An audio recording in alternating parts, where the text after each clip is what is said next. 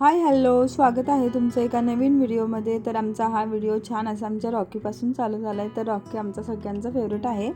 तर हा व्हिडिओ आहे तो खूप छान असणार आहे आणि तुम्हाला देखील याचा म्हणजे मोठ्या कार्यक्रमासाठी नक्की काहीतरी फायदा होऊन जाईल. कारण हा सगळा जो चालू आहे तो जागरण गोंधळाच्या स्वयंपाकाचा तयारी चालू आहे आणि ते जवळजवळ 60 ते 65 किलो एवढ्या प्रमाणात मटणाचा जेवणाचं होतं.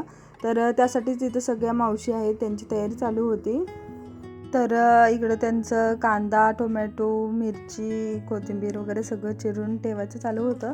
तर बाहेर इकडं आमचं सगळं त्यांनी मसाले वगैरे पण काढलेले होते आणि मटण आहे ते शिजायला ठेवलेलं होतं. तर वेगवेगळ्या 3 पातेल्यामध्ये एवढं सारं होतं बरं का.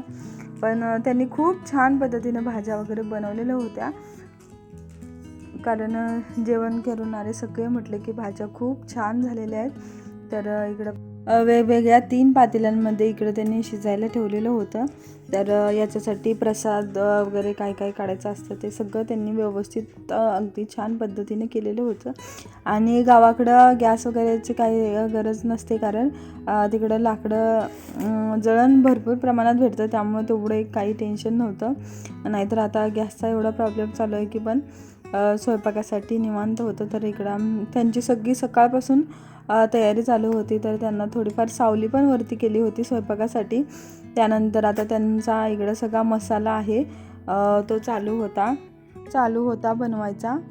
यासाठी त्यांनी खोबरं घेतलं होतं 2 किलो, अर्धा किलो लसूण घेतला होता, मगज बी आहेत ते अर्धा किलो होते आणि त्यानंतर 1 किलो तीळ घेतले होते आणि एक मला वाटते पावशेर असं आलं होतं. तर त्यांनी हे सगळं घेतलेलं प्रमाण होतं. तर तेच मी तुम्हाला सांगितलं होतं. पण हे फक्त कोरडे जे जिन्नस आहेत त्याचं एवढं प्रमाण होतं आणि बाकीचं काय ते आपलं वेलची, नंतर खडे मसाले थोडेफार, हे सगळं होतं. आणि त्यांनी खूप छान पद्धतीनं देखील मला सांगितलं होतं की कशी कशी बनवणार आहोत ते. तर इकडे सगळ्या मावशींचं वाटण वगैरे करायचं देखील चालू होतं आणि त्यात त्यांनी मसाल्यासाठी ना म्हणजे वाटण करण्यासाठी कोथिंबीर आणि पुदिना हे देखील घेतलं होतं. म्हणजे चिरून टाकण्यासाठी वेगळी आणि कोथिंबीर असं बारीक करण्यासाठी, वाटण करण्यासाठी वेगळी, असे या पद्धतीनं सगळा मसाला तयार करून ठेवला होता. तर हे सगळं झालं मसाल्याचं. तोपर्यंत इकडे आहे ना बाकीचे जे कांदा, टोमॅटो वगैरे होते ते देखील घेतले होते. तर याच्यासाठी आहे ना कांदा आहे तो 4 किलो कांदा त्यांनी बारीक कट करून घेतला होता आणि एक 2 ते 3 किलो प्रमाणे टोमॅटो, हे सगळं एवढं बारीक चिरून ठेवलं होतं. आणि ते देखील मसाल्यासाठीच ते वापरणार होते. तर एवढं मोठं आता आहे, एवढं मोठं 1 किलोमध्ये मटण, मग त्यासाठी त्यांना बरोबर माहिती असतं. आपण काय घरी एवढ्या प्रमाणात बनवत नसतो, 1 ते 2 किलो होऊन जातं, पण त्याच्यापेक्षा जास्त आपल्याला एवढा त्याचा अंदाज येत नसतो. तर अशा पद्धतीनं खूप छान त्या मावशीने देखील मला सांगितलं. तर आणि त्यासोबतच इकडं ना चुलीवरच्या भाकरीचा स्वयंपाक चालू होता. तर चुलीवर बाजरी आणि ज्वारी अशा 2 भाकरी करायच्या चालू होत्या. तर त्याच्यासाठी 3 पायलीच्या प्रमाणात ज्वारी 3 पायली आणि बाजरी 3 पायली अशा प्रमाणात होतं. आणि त्या आजींना पण मग थोडीशी मदत केली. त्या पण खूप छान गप्पा मारत होत्या आणि सगळ्या छान अशा मावशी होत्या ना, त्यांनी सगळ्यांनी खूप आम्हाला मदत केली होती. म्हणजे सगळ्या जेवण लोकांचं होईपर्यंत त्यांनी गरम भाकरी बनवून दिलेल्या होत्या.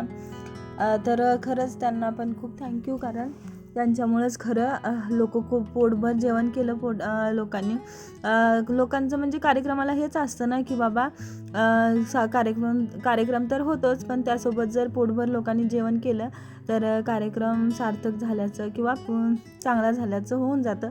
तर यासाठी सगळ्यात महत्त्वाचे यांचे हात होते की त्यांच्यामुळं जेवण खूप सुंदर झालं होतं. कारण त्यांचं सगळं म्हणजे पीठ चाळणे, भाकरी करणे हे सगळं सोबतच चालू होतं.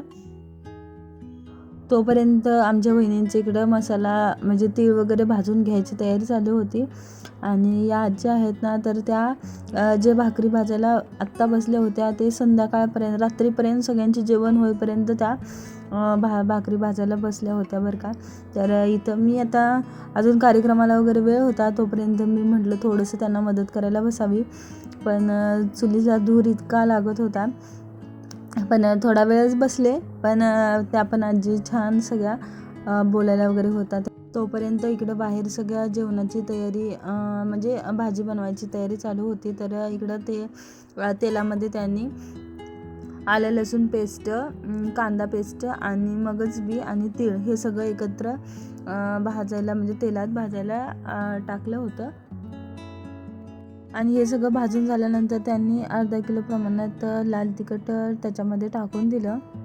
तो मसाला त्यांनी स्वतः बनवला होता, त्यामुळं तर भाजी अगदी खूप टेस्टी झाली होती. तोपर्यंत आमच्या इकडं पोशाख जे पाहुणे जाणार होते त्यांचा पोशाख वगैरे द्यायचा कार्यक्रम पुढे चालू होता. तर जागरण गोंधळासाठी असं असतं ना की म्हणजे ज्यांचं जागरण गोंधळ आहे त्यांच्यासाठी पोशाख वगैरे करत असतात. तर तेच आमच्या पाहुण्यांचं सगळ्यांचं चालू होतं, कारण जे लोक जाणार होते ते आधी करून घेतलेलं होतं त्यांनी.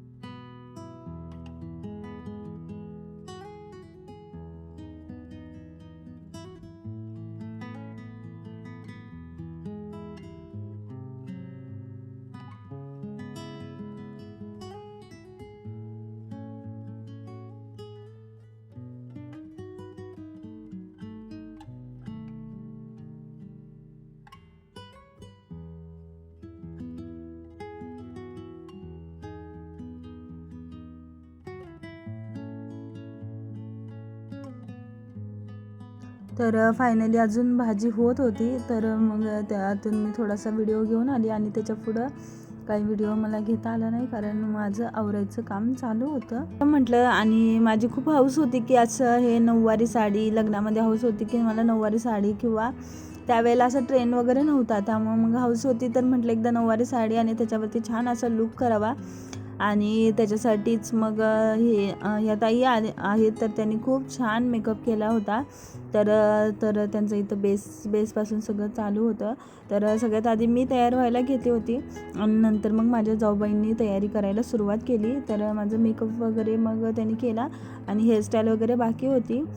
अजून आमचं सगळ्यांचं बाकी अंशूचं वगैरे पण आवरायचं राहिलं होतं. आणि मेकअपचा फायनल लुक तर तुम्हाला दिसेलच, पण कसा वाटला आहे तो देखील तुम्ही नक्की कमेंट करून सांगा. आणि हा व्हिडिओ तुम्ही नक्की संपूर्ण बघा, लाईक करा आणि आपल्या चॅनलला देखील सबस्क्राईब करायला विसरू नका. तर इकडं तोपर्यंत दोन्ही भाज्या तयार झाले होते, सुकी भाजी आणि पातळ भाजी. आणि पातळ भाजी ते देखील दोन्ही खूप छान पद्धतीने त्यांनी केले होते. राईस, भाकरी सगळं जेवण खूप छान होतं.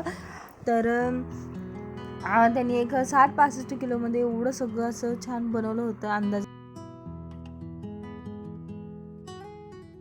आणि मेकअप झाल्यानंतरचा हा माझा असा फायनली काही लूक झाला होता, जो की मी अनएक्सपेक्टेड होता. मला म्हणजे वाटलं पण नव्हतं की माझं असं काही होईल.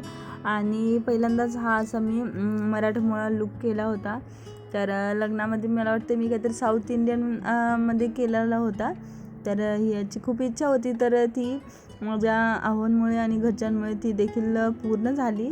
तर छान वाटतं असं कधी कधी तरी. मग त्यानंतर मग बसलो आम्ही जागरणाच्या पूजेसाठी.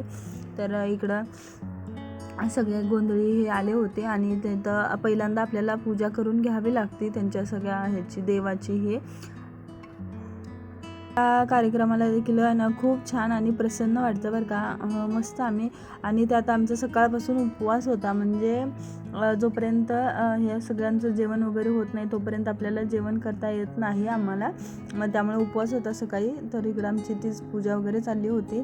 आणि त्यात असं सगळे परडी भरायला देखील येतात. तर इथं परडी भरायची चालू होते.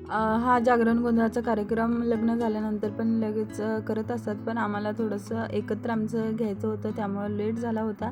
तर आम्ही जावाजावांनी तुम्हाला दाखवले होते साड्यांची शॉपिंग. तर साड्या फक्त सेम पॅटर्न, फक्त वेगवेगळे कलर, आणि मेकअप देखील आमचा दोघींचा सेम केला होता. तर छान आणि मस्त वाटत होतं. सगळं आम्ही ज्वेलरी वगैरे सगळं एकत्र खरेदी केली होती.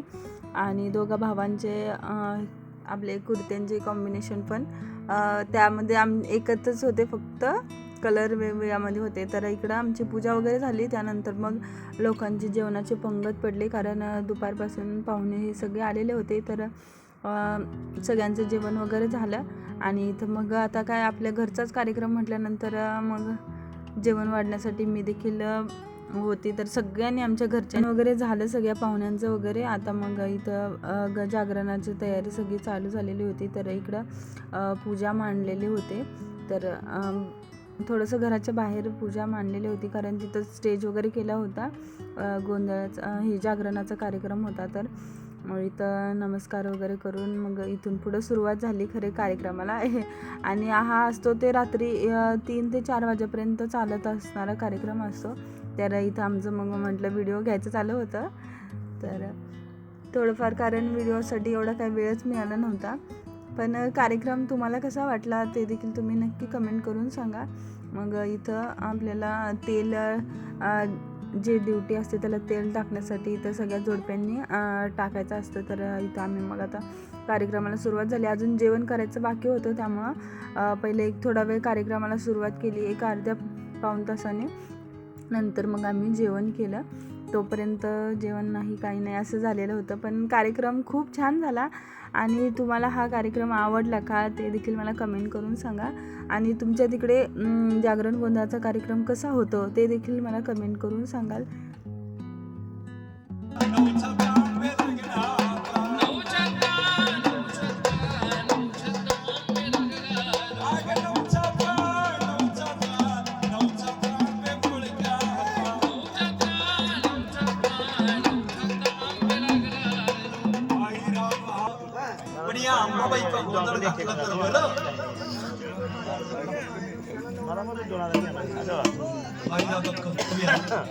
घरात गोंधळ, दारात गोंधळ, पै पाहुण्याचा गोंधळ, लेकरा बाळाचा गोंधळ.